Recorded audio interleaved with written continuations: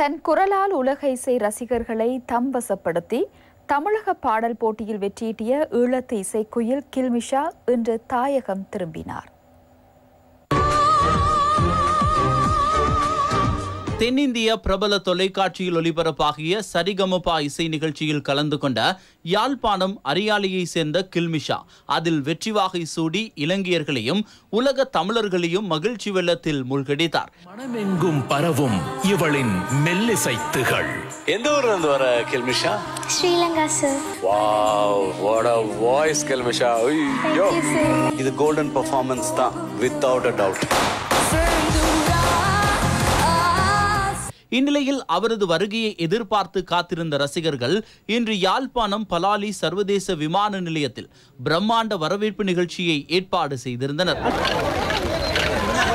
விமான நிலையத்திலிருந்து வாகன தொடரணி மூலம் அரியாலைக்கு அழைத்து செல்லப்பட்ட கில்மிஷா அங்கு பொதுமக்களால் கௌரவிக்கப்பட்டார்.